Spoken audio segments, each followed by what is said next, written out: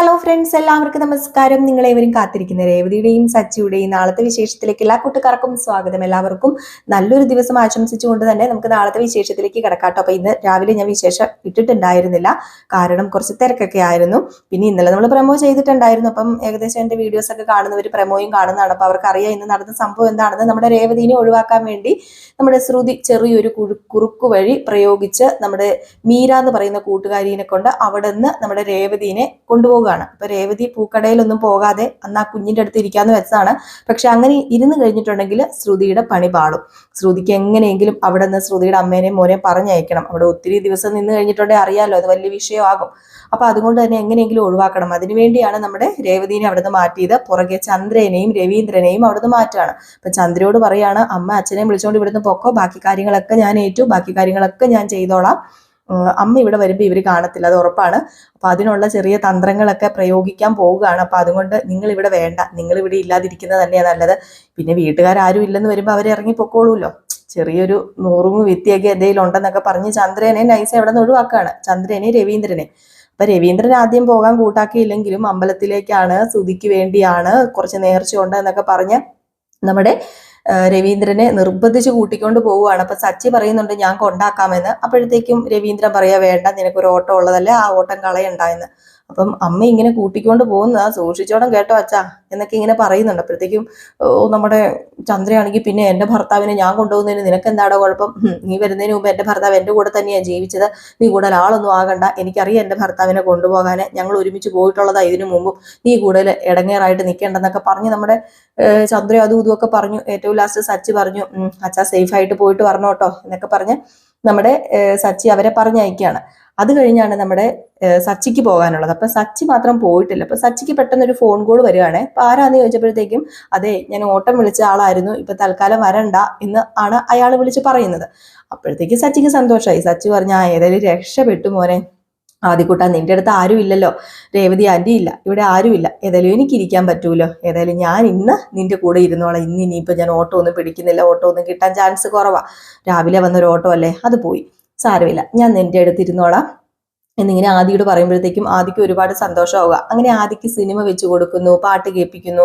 ശ്രുതിക്കാണെങ്കിൽ Chatham കയറിയ പോലെ ആയിട്ടോ. നമ്മുടെ ശ്രുതിയാണെങ്കിൽ രേവതീനെ പറഞ്ഞു വിട്ടു, രവീന്ദ്രനെ പറഞ്ഞു വിട്ടു, എല്ലാവരെയും പറഞ്ഞു വിട്ടു, ചന്ദ്രമതിനെ അടക്കം പറഞ്ഞു വിട്ടു. പക്ഷെ സച്ചി ഇപ്പം വലിയൊരു കുരുക്കായിട്ട് നിൽക്കുക. അപ്പൊ സച്ചിയും കൂടെ പോയി കഴിഞ്ഞാലേ നമ്മുടെ ശ്രുതിക്ക് അവരെ ഇവിടുന്ന് പറഞ്ഞയക്കാനായിട്ട് പറ്റുകയുള്ളൂ. അപ്പൊ സച്ചിനെ എങ്ങനെയെങ്കിലും പറഞ്ഞു വിടണം. അതിനും നമ്മുടെ ശ്രുതി ഒരു മാർഗം കണ്ടുപിടിക്കുക. അത് വേറൊന്നും അല്ല കേട്ടോ, നമ്മുടെ ശ്രുതി ആരെയോ വിളിച്ചിട്ട് സച്ചിനെ ഓട്ടം വിളിക്കാൻ ഇങ്ങനെ പറയാണ്. അപ്പം അവര് സച്ചിനെ ഇങ്ങനെ ഓട്ടം വിളിക്കുന്നു പെട്ടെന്ന് തന്നെ. അപ്പം ഒരു ഓട്ടം വരുമ്പോൾ സച്ചി പോകാതെ ഇരിക്കത്തില്ലല്ലോ. ഓട്ടം വന്നാൽ പിന്നെ നമ്മുടെ സച്ചിക്ക് യാതൊന്നുമില്ല, സച്ചി കറക്റ്റാണ്, നീറ്റാണ്, ജോലിക്കാര്യത്തിൽ. അപ്പൊ സച്ചി പോകും. അപ്പൊ അങ്ങനെ സച്ചി ഓട്ടത്തിൽ പോവുകയാണ് കേട്ടോ, ഓട്ടത്തിന് അങ്ങ് പോവുകയാണ്. ഏതായാലും ഈ സമയത്ത് നമ്മുടെ ശ്രുതിയുടെ അമ്മയും മോനും മാത്രമേ ഉള്ളൂ. അപ്പം ശ്രുതിയുടെ മോൻ അവിടെ എവിടെ എങ്ങോട്ട് കളിക്കുകയാണ്. അപ്പം ശ്രുതിയുടെ അമ്മയോട് പറഞ്ഞു, അമ്മയുടെ ഉദ്ദേശം എന്താ, ഇവിടെ തന്നെ നിൽക്കുക എന്നുള്ളതാണോ? ദേ ഇപ്പൊ ഇവിടെ നിന്ന് ഇറങ്ങിക്കോണം. അല്ല നീ എന്താ മോളെ കണ്ണിച്ചോരയില്ലാത്ത വർത്താനം പറയുന്നത്, ഞങ്ങൾ എവിടെ പോണെന്നാ? അത് നമുക്ക് എവിടെയെങ്കിലും ഒരു ഹോട്ടൽ റൂമിൽ തങ്ങാം, അല്ലെങ്കിൽ വേറെ എവിടെയെങ്കിലും പോകാം. അമ്മ എൻ്റെ ജീവിതം ഒന്ന് മനസ്സിലാക്കുക. അമ്മ എന്തിനാ വലിഞ്ഞു കയറി ഇങ്ങോട്ടേക്ക് വന്നത്? ഓഹോ, ഇപ്പൊ ഞാൻ വലിഞ്ഞു കയറി വന്നവളായല്ലേ നിന്റെ അമ്മായിയമ്മ പറയുന്നത് പോലെ? ഓഹ് അമ്മ, അങ്ങനെയൊന്നുമല്ല ഞാൻ ഉദ്ദേശിച്ചത്. എൻ്റെ ജീവിതം വെച്ചുള്ള കളിയായത്, അതൊന്നും മനസ്സിലാക്കമ്മ. അമ്മയ്ക്ക് എന്താ ഇതുവരെ മനസ്സിലാകാത്തത്? ദേ ഞാൻ ഇവിടെ എങ്ങനെയാ ജീവിച്ചു പോകുന്നതെന്ന് എനിക്ക് മാത്രമേ അറിയത്തുള്ളൂ. എൻ്റെ അമ്മായിയമ്മയുടെ സ്വഭാവം കണ്ടല്ലോ, ആ രേവതീനെ ഇട്ട് ഇവിടെ വറുചട്ടിയിലിട്ട് വറുത്ത് കോരുക. പാവം ആ പെങ്കൊച്ചിനെ അങ്ങനെ ഒന്നും ചെയ്യേണ്ട കാര്യമില്ലായിരുന്നു. പാവം പെങ്കൊച്ച അത്. അവള് പാവം പെങ്കൊച്ചാണെങ്കിൽ ഞാൻ പാവം പെങ്കൊച്ചല്ലെന്നാണോ അമ്മ പറയുന്നത്? അല്ല മോളെ, പാവം ഒരു സാധുവായ കുട്ടിയല്ലേ ഇത്. കണ്ടില്ലേ, മോനോട് ഭയങ്കര സ്നേഹമാണ്, സച്ചിക്കും ഒക്കെ അതെ, മോനോട് ഭയങ്കര സ്നേഹമാണ്. അതുകൊണ്ടാണല്ലോ ഒരു സ്നേഹവും കരുതലും ഉള്ളതുകൊണ്ട് ഞങ്ങളെ ഇങ്ങോട്ട് കൂട്ടിക്കൊണ്ട് വന്നത്. അതെ, അമ്മ ഇവിടെ ഇരുന്ന് രേവതിയുടെ മഹാത്മ്യം ഒന്നും വിളമ്പണ്ട. അമ്മ ഇപ്പൊ ഇവിടുന്ന് പോയേ പറ്റൂ. എടി മോളെ, നീ എന്താടി ഇങ്ങനെയൊക്കെ സംസാരിക്കുന്നത്? അല്ല, ഞാനിപ്പോ ഇങ്ങോട്ടേക്ക് അതിക്രമിച്ച് കയറി വന്ന പോലെയാണല്ലോ നീ പറയുന്നത്. ദേ ശ്രുതി, നിന്റെ സംസാരങ്ങൾക്കെല്ലാം ഞാൻ കൂട്ടു നിന്നിട്ടുണ്ട്, നീ കാണിക്കുന്നതിനൊക്കെ ഞാൻ കൂട്ടു നിന്നിട്ടുണ്ട്. പക്ഷെ നീ ഈ സംസാരിക്കുന്ന ഒരു ന്യായമില്ലാത്ത കാര്യമാണ്, നിനക്ക് തോന്നാത്ത കാര്യമാണ് നിന്റെ അനിയനും അനിയത്തിക്കും തോന്നിയത്. നീ ഒന്ന് ഓർത്തു നോക്കിക്കേ. ഞങ്ങൾ ഈ ഒരു അവസ്ഥയിൽ ആരും ഇല്ലായിരുന്നെങ്കിൽ എങ്ങനെ ആയി തീർന്നേനെ? എൻ്റെ മോൻ ഞാൻ മരിച്ചു പോയി കഴിഞ്ഞാൽ ആരുണ്ടാകും? ഒരിക്കലും നീ നോക്കില്ലെന്ന് എനിക്കറിയാം. ഒരിക്കലും നീ നോക്കില്ല ശ്രുതി. നിന്റെ സ്വഭാവം ഇങ്ങനെ പോയി കഴിഞ്ഞാലേ ദൈവം പോലും പൊറുക്കില്ല. അമ്മേ, ഞാൻ എൻ്റെ മോനെ നോക്കും. അമ്മയോട് ആരാ പറഞ്ഞ് ഞാൻ എൻ്റെ മോനെ നോക്കില്ല എന്ന്? എൻ്റെ മോനെ ഞാൻ പൊന്നുപോലെ നോക്കുക തന്നെ ചെയ്യും. അവന് ഒരു കുറവും വരുത്താതെ ഞാൻ നോക്കിക്കോളാം. അത് അമ്മ ഇല്ലാതാവുമ്പം എനിക്ക് നോക്കിയാൽ പോരെ? ഇപ്പം ഞാൻ എൻ്റെ ജീവിതം കളയണോ?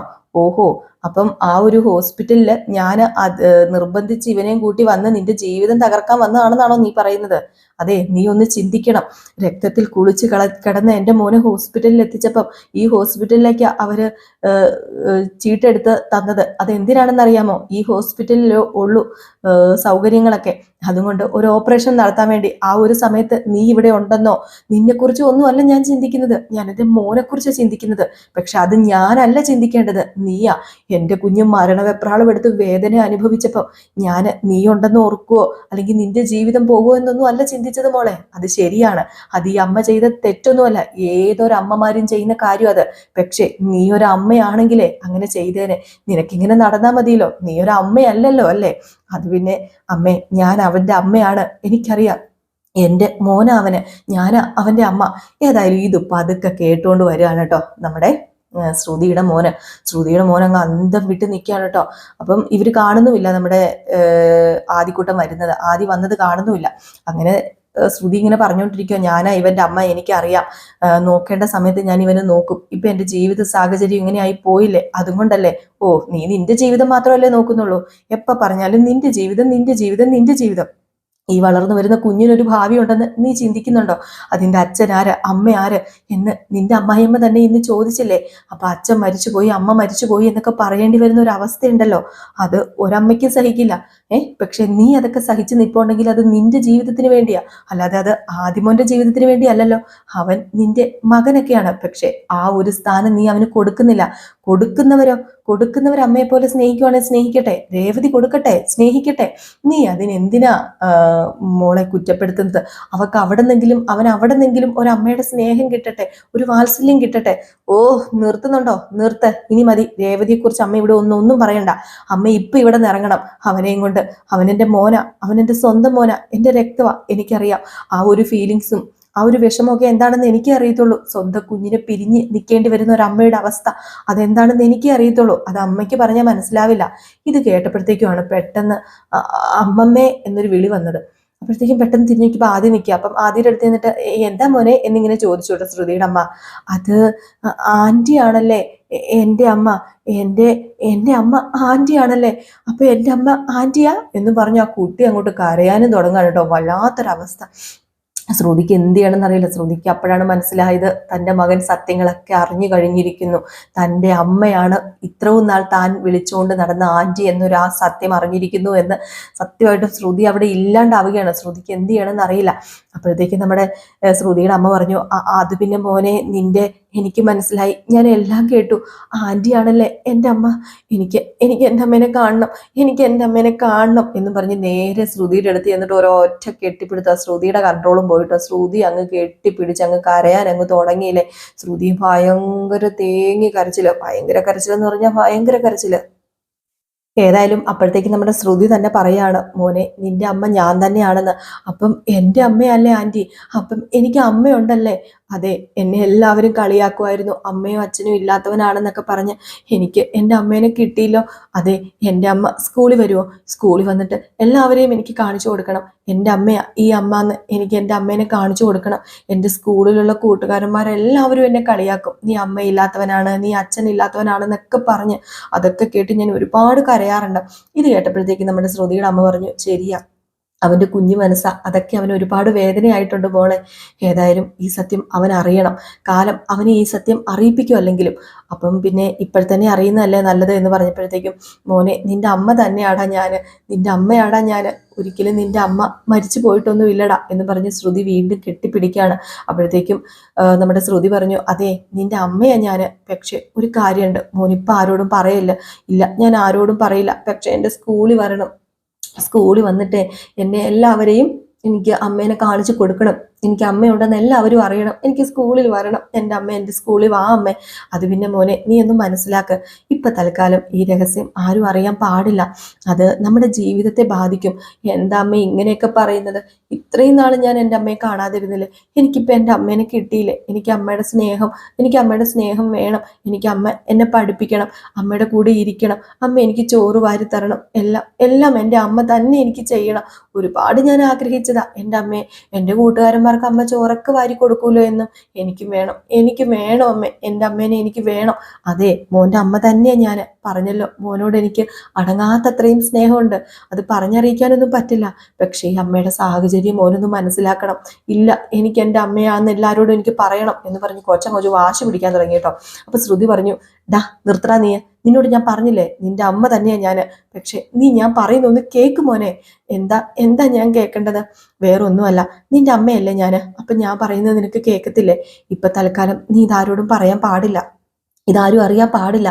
ഇതറിഞ്ഞു കഴിഞ്ഞിട്ടുണ്ടെങ്കിൽ ഞാൻ പറഞ്ഞല്ലോ, അമ്മയുടെ ജീവിതം അത് തകർന്നു പോകും. അതുകൊണ്ട് നമ്മൾ 3 പേരും അല്ലാതെ വേറൊരാളും അറിയരുത്. നിന്റെ രേവതി ആൻറ്റിയോ നിന്റെ സച്ചി അങ്കിളോ ആരും, ഇവിടെയുള്ള ആരും അറിയരുത്. ഇല്ല, ഞാൻ ആരോടും പറയില്ല. അല്ല, എൻ്റെ ആൻറ്റിയാണ് എന്ന് ഞാൻ ഇതുവരെ ഇവിടെ ആരോടും പറഞ്ഞില്ലല്ലോ. അതുപോലെ ഞാൻ മൂടി വെച്ചോളാം. പക്ഷേ എൻ്റെ ഒരു ആഗ്രഹം എൻ്റെ അമ്മ സാധിച്ചു തരണം. ആ മോൻ്റെ എന്താ ഒരു ആഗ്രഹം? അത് പറ, ഈ അമ്മ സാധിച്ചു തരാം. അത് എൻ്റെ കണ്ണ് തുറക്കില്ലേ, ഞാൻ ഈ കണ്ണ് തുറക്കുമ്പം എനിക്ക് എൻ്റെ അമ്മേനെ ആദ്യം കാണണം. അത് സാധിച്ചു തരുമോ? ഇത് കേട്ട് കഴിഞ്ഞപ്പോഴത്തേക്ക് നമ്മുടെ ശ്രുതിയുടെ മനസ്സങ്ങോട്ട് ഉരുകി പോവാനുണ്ട്. ഏതൊരു അമ്മമാരുടെയും മനസ്സ് ഉരുകി പോകും സ്വന്തം കുഞ്ഞിങ്ങനെയൊക്കെ പറയുമ്പോഴേ. ഒന്ന് ഓർത്ത് നോക്കിയല്ലേ, നമുക്ക് തന്നെ എന്ത് സങ്കടമായി പോവല്ലേ. അപ്പം ഇത് കേട്ടപ്പോഴത്തേക്ക് നമ്മുടെ ശ്രുതിയാണെങ്കിൽ അവനെ കെട്ടിപ്പിടിച്ച് വലിച്ചു വാരി പിടിച്ച് ഉമ്മയൊക്കെ കൂടുതൽ ഞെക്കുകയാണ് കേട്ടോ. കുഞ്ഞിനെ അത്രയ്ക്ക് സ്നേഹിക്കുകയാണ്. ഇത് കാണുമ്പോഴത്തേക്ക് നമ്മുടെ ശ്രുതിയുടെ അമ്മയുടെയും കണ്ണൊക്കെ നിറഞ്ഞൊഴുകുകയാണ്. ശ്രുതിയുടെ അമ്മയുടെ കണ്ണ് മാത്രമല്ല, നമുക്കും ഇച്ചിരി ഫീലിങ്സ് ഒക്കെ എന്താ പറയാ, ഇങ്ങനെ ഇമോഷണൽ ആകും എല്ലാവരും, ഇച്ചിരി ഫീലിങ്സ് ഒക്കെ ഉള്ളവര്. അപ്പൊ അങ്ങനെ കെട്ടിപ്പിടിച്ച് കരയൊക്കെയാണ്. അതെ, ഇവിടെ ഇങ്ങനെ ഈ ഒരു സിറ്റുവേഷൻസ് ഒക്കെ നടക്കുമ്പോഴത്തേക്ക് നമ്മുടെ രേവതി അപ്പുറത്ത് പൂ കെട്ടാൻ പോയിട്ടോ. രേവതി അവിടെ പൂ കെട്ടാൻ ചെന്നിട്ട് ദൈവമേ, മീരയുടെ ഓരോ വളുപ്പ് തരം കേട്ട് മടുത്തെന്ന് വേണം പറയാൻ. മീരയോട് രേവതി ഓരോന്ന് ചോദിക്കുന്നു. മീരയ്ക്കാണെങ്കിൽ നുണ പറയാനോട്ട് അറിയത്തുമില്ല. മീരയാണെങ്കിൽ പറയുന്നുണ്ട് എൻ്റെ കളിക്കൂട്ടുകാരി ആയിരുന്നു ശ്രുതിന്ന്. അപ്പോഴത്തേക്കും ചോദിക്കുകയാണ് രേവതി, കളിക്കൂട്ടുകാരി? അവള് മലേഷ്യയിലല്ലായിരുന്നു, അതെങ്ങനെയാ പിന്നെ കളിക്കൂട്ടുകാരിയാവുന്നേ? കളിക്കൂട്ടുകാരി ആയത് അത് പിന്നെ എൻ്റെ അച്ഛനും മലേഷ്യയിലായിരുന്നു, അവരൊരുമിച്ചായിരുന്നു വരുന്നതെന്നൊക്കെ പറഞ്ഞ് പച്ചക്കള്ളം പടച്ചു കുത്തി വിടുകയാണ് കേട്ടോ. അങ്ങനെ രേവതിയുടെ വായടപ്പിക്കാനൊന്നും പെട്ടെന്ന് പറ്റത്തില്ലല്ലോ. രേവതി നല്ല ക്വസ്റ്റ്യൻസ് ആണല്ലോ ചോദിക്കുന്നത്. അങ്ങനെ പൂ കെട്ടാനും പഠിപ്പിക്കുന്നൊക്കെ ഉണ്ട്. ഏതായാലും കാത്തിരുന്ന് തന്നെ കാണാം ബാക്കി എന്താ സംഭവിക്കാൻ പോകുന്നതെന്ന്. ഏതായാലും ഇനി വൻ ട്വിസ്റ്റുകളൊക്കെ തന്നെയാണ് സംഭവിക്കുന്നത്. നമ്മുടെ ആദ്യം മോനെ ശ്രുതി തന്നെ ഇനി നോക്കേണ്ടി വരും. അതിലേക്കുള്ളൊരു വഴിത്തിരിവാണ് കേട്ടോ. അത് നാളെ നിങ്ങൾക്ക് കഥ കാണുമ്പോൾ, നാളെയല്ല മറ്റന്നാൾ നിങ്ങൾക്ക് മനസ്സിലാവും. നാളത്തെ കഥ ഇവിടെ വരെയൊക്കെ ഉള്ളൂ കേട്ടോ. അപ്പൊ ഇന്ന് നമ്മൾ രാവിലെ കഥ ഇട്ടിട്ടുണ്ടായിരുന്നില്ല, ഞാൻ പറഞ്ഞു കുറച്ച് തിരക്കൊക്കെ ആയതുകൊണ്ടാണ്. പിന്നെ ഞാൻ നമ്മുടെ നയനയുടെയും ആദർശിന്റെയും കഥ ഇട്ട് കഴിഞ്ഞപ്പോഴത്തേക്ക് പിന്നെ ഇട്ട് കഴിഞ്ഞിട്ടുണ്ടെങ്കിൽ നമ്മുടെ സ്ഥിര സബ്സ്ക്രൈബേഴ്സ് രാവിലെയൊക്കെയാണ് കാണുന്നത്. അപ്പൊ പിന്നെ അതുകൊണ്ടാണ് ഞാൻ പിന്നെ കൂടുതൽ ഇടാത്തത്. പിന്നെ ഇന്നലെ ഞാൻ പറഞ്ഞിട്ടും ഉണ്ടായിരുന്നു ഇതുപോലെ തന്നെ ഞാൻ നെക്സ്റ്റ് ദിവസത്തെ കഥ പറയുന്നുണ്ടല്ലോ. അപ്പൊ പിന്നെ ഒരു ദിവസം ഇട്ടില്ലെന്ന് ഓർത്ത് കുഴപ്പമില്ല. നിങ്ങൾക്ക് അതായത് നാളത്തെ കഥ എന്ന് ഇടുന്നത് ഞാൻ ഉച്ചയ്ക്കാണ്. അത് കേൾക്കുന്നവർക്ക് മനസ്സിലാവും നാളെ എന്താ സംഭവിക്കാൻ പോകുന്നതെന്ന്. അപ്പൊ ഏതായാലും ഞാൻ പോട്ടെ. ഇനിയിപ്പം അടുത്ത വിശേഷം നമ്മുടെ നയനയുടെയും ആദർശിന്റെയും നാളത്തെ കഥയാണ്. അത് ഇന്നൊരു വൈകിട്ട് ഒരു 9:00 കൂടി നമ്മൾ പോസ്റ്റ് ചെയ്യുന്നതായിരിക്കും കേട്ടോ. പിന്നെ അലീനയുടെ കഥ മിസ് ചെയ്യരുതേ. അലീനയുടെ കഥ നല്ല തകൃതിയായിട്ട് നടന്നു പോകുന്നുണ്ട്. അത് നമ്മുടെ റിയൽ സ്റ്റോറിക്കകത്ത് നമ്മൾ ഇടുന്നുണ്ട്. ഫുൾ വിശേഷവും ഇടുന്നുണ്ട്, നാളത്തെ വിശേഷവും ഇടുന്നുണ്ട്. അപ്പൊ അതൊക്കെ നിങ്ങളൊന്ന് കയറി കണ്ടു നോക്കണം കേട്ടോ. അടിപൊളി കഥയാണ്. സത്യമായിട്ടും ഒരു വെറൈറ്റി കഥ തന്നെയാണ്. നമ്മൾ എല്ലാ കഥകളും ഓരോന്നും സാമ്യപ്പെട്ടാണല്ലോ ഇരിക്കുന്നത്. പക്ഷെ ഈ കഥ ഇച്ചിരി വെറൈറ്റി കഥ തന്നെയാണ്. എല്ലാവരും കണ്ടു തുടങ്ങിയെന്ന് എനിക്ക് തോന്നുന്നു. അതുകൊണ്ട് ഞാൻ കൂടുതൽ പറഞ്ഞു കുളവാക്കാനൊന്നും നിൽക്കുന്നില്ല. ഏതായാലും ഞാൻ പോവുകയാണ്. നിങ്ങളുടെ സ്നേഹത്തിനും സപ്പോർട്ടിനും ഒക്കെ ഒരുപാട് നന്ദിയുണ്ട് കേട്ടോ. വീണ്ടും ഈ സ്നേഹവും സപ്പോർട്ടും ഒക്കെ ഇതേപടി എനിക്ക് തരണം. ആ ഒരു സ്നേഹവും സപ്പോർട്ടുമാണ് നമുക്ക് വീണ്ടും വീണ്ടും വീഡിയോ ഇടാനുള്ള പ്രചോദനം എന്ന് പറയുന്നത്. എല്ലാവരും ഒരു ലൈക്ക് അടിച്ചിട്ട് പോകാൻ മറക്കരുത്. Tata, bye bye.